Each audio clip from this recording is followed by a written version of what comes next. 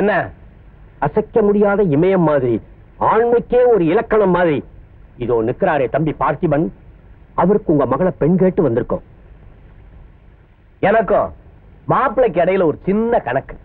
இந்த சீர்வரிசைல அத பத்தி ஒரு முடிவு செய்யணும்.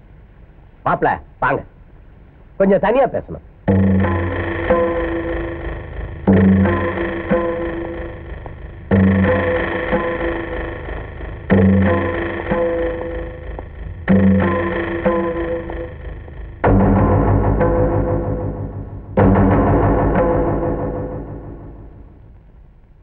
பார்த்திபா, உனக்கு எனக்கு உள்ள பெரும் பகை, மனப்புக இப்ப தீரப்போகுது. மகிழ்ச்சிங்க. எனக்கும் எல்லையே இல்லாத மகிழ்ச்சி தான். அதனால நீ இப்பவே இந்த ஊரை விட்டு போகணும். இனிமே உன் வீர முழக்கம் எங்க வேணாலும் கேட்கட்டும், எனக்கு அதை பத்தி கவலை இல்லை. ஆனா என் சாம்ராஜ்யத்துல உன் மூச்சு கூட கேட்க கூடாது. ஏன்? நான் சாக கூட தயாரா இருக்கேன், ஆனா சரணடைய தயாரா இல்ல. உனக்கு வேற வழியே இல்ல. அன்னைக்கு நான் சிறையில் பூத்த சின்ன மலர்னு நீ சொன்னியே, அந்த சிறையில பூத்தது ஒரு மலர் இல்லப்பா, 2 மலர். இந்த புனிதாதான் அந்த 2வது மலர், உன் தங்கச்சி மலர்.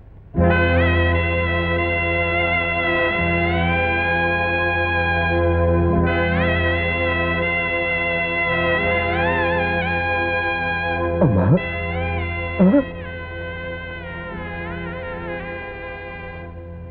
உண்மைதான்ப்பா.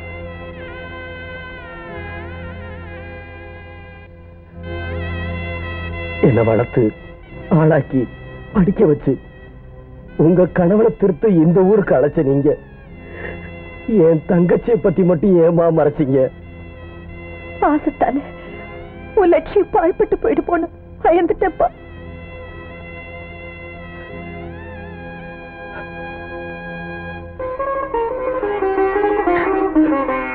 புனிதா,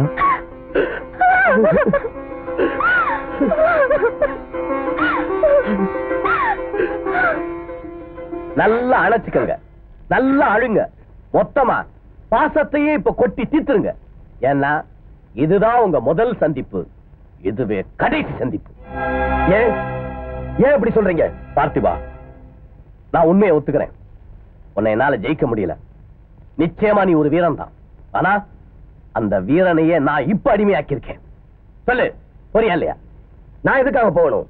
போகலன்னா அருமை தங்கச்சி வாழா வெட்டி ஆயிடுவா.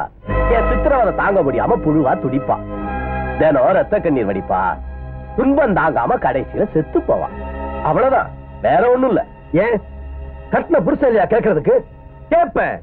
என் பொண்டாட்டிக்கு ஒரு ஆபத்துன்னா நிச்சயமா நான் கேட்பேன். பிரபு, அதே மாதிரி எங்க அப்பாவுக்கு ஒரு அவமானம்னா நான் கேட்காம விட மாட்டேன். ஏய் பார்த்திபா, எங்களை எப்படி எல்லாம் பாடாப்படுத்தின. இன்னைக்கு உன் தங்கச்சி நிலைமையே எங்க அப்பா வாயாலதான் சொன்னாரு. நான் செஞ்சே காட்டிடுவேன்.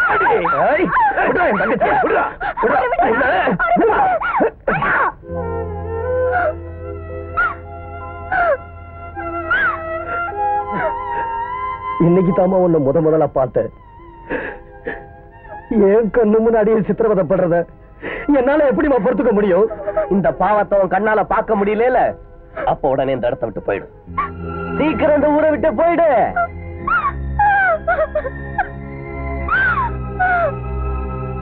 போறேன்.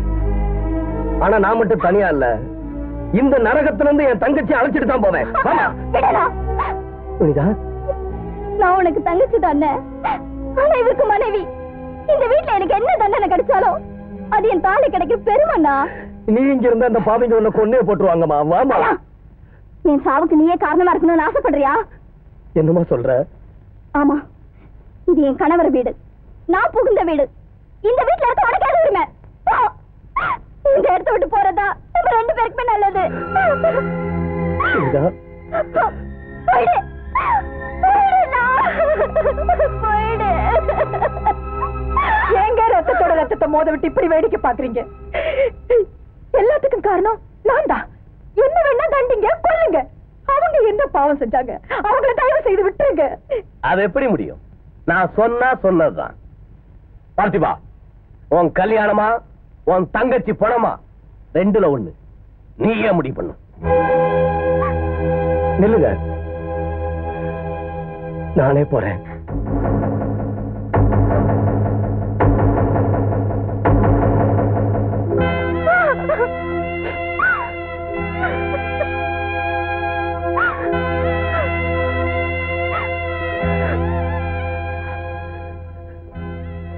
அம்மா, இது நாள் வரைக்கும் நீங்க செஞ்ச உதவிக்கு ரொம்ப நன்றிமா.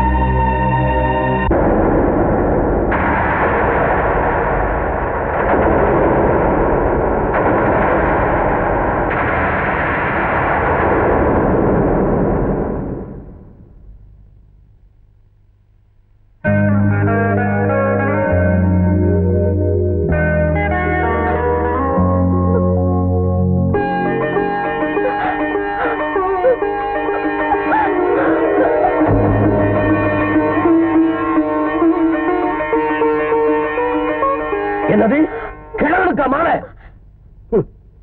யாரு கிழவன்?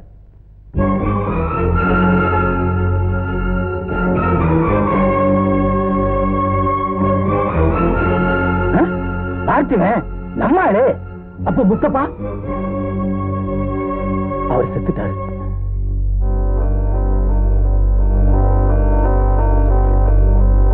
செத்துட்டானா? ஆமா, நீ செஞ்ச சித்திரவதையால அவர் செத்து பல நாளாச்சு. என் தாய்க்கு கூட தெரியாத இந்த உண்மை உனக்கு மறைக்கப்பட்டது. நீ அவரை சிறையில் அடைச்சு வச்சிருந்தேங்கிற உண்மை ஊருக்கு தெரியணும்னு தான் நான் அப்பா வேஷத்துல நடமாடினேன். ஏன் வீணா பேசிக்கிட்டே கட்டியா தாலிய? உன் சந்தோஷம் தான் என் சந்தோஷம்.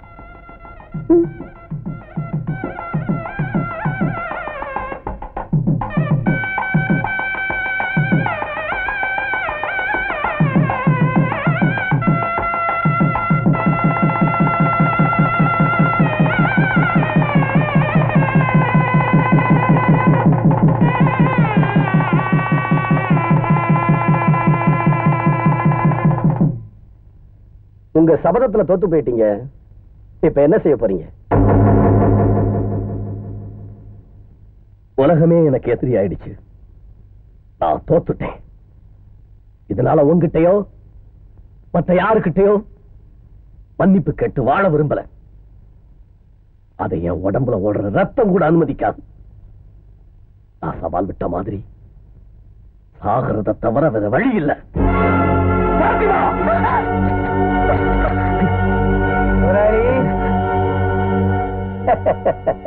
குண்டு என் கையில. முதலாளி, இப்படி ஏடா கூடமா ஏதாவது செய்வீங்கன்னு தான் ஏற்கனவே எடுத்து வச்சிருக்கேன். நான் துரோகத்துக்கு துணை போக மாட்டேன், தியாகத்துக்கு தான் துணை போவேன். சந்தோஷமா ஆசீர்வாதம் பண்ணுங்க. ராஜலிங்கம், கல்யாணம் முடியட்டு மேலதான் காத்திருந்தேன். என் கையால தாண்டா உனக்கு சாவு.